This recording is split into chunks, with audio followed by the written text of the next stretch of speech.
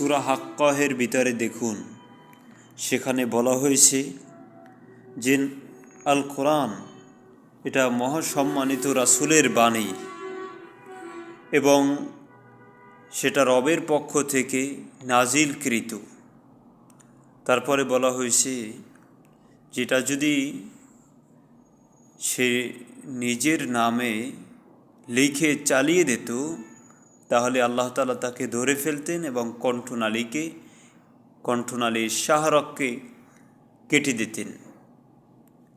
তাহলে আমরা এখান থেকে বুঝতে পারলাম যে আল কোরআন তিনি বলতেন, এটাই তিনি লিখতেন, এটাই তিনি প্রচার করতেন।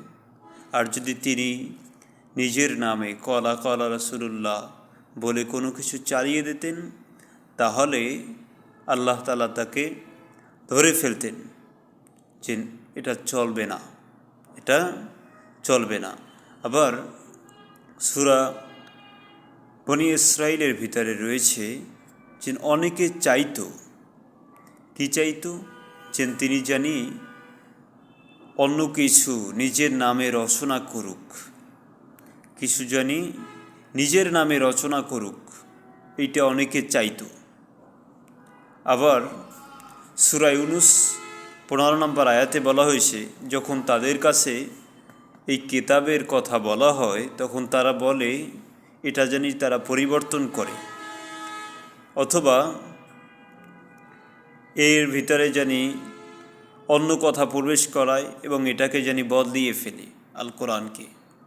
তাহলে এখান থেকে আমরা সংক্ষিপ্তভাবে জানতে পারলাম যে আল কোরআন ছাড়া নবী সালামুন আলা মুহাম্মদ তিনি নিজের নামে কোনো কিছু রচনা করার কোনো প্রশ্নই আসে না।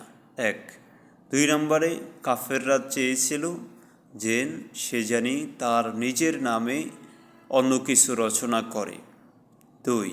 3 নম্বর, যখন এই কোরআনের দাওয়াত দেওয়া হতো তখন কাফেররা বলতো যে এটাকে জানি পরিবর্তন করে অথবা অন্য কিতাব নিয়ে আসে। 3। তাহলে আমরা জানতে পারলাম যে আল কোরআন এটা আল্লাহর পক্ষ থেকে নাজিলকৃত, এটাই নবী সালামুন আলা মুহাম্মাদের ভাষা এবং এটা দিয়েই তিনি দাওয়াতের কাজ করতেন, এটা দিয়েই তিনি তাবলীগ করতেন, প্রচার করতেন। বলা হয়েছে তুমি পৌঁছিয়ে দাও, এটাই তোমার কাজ।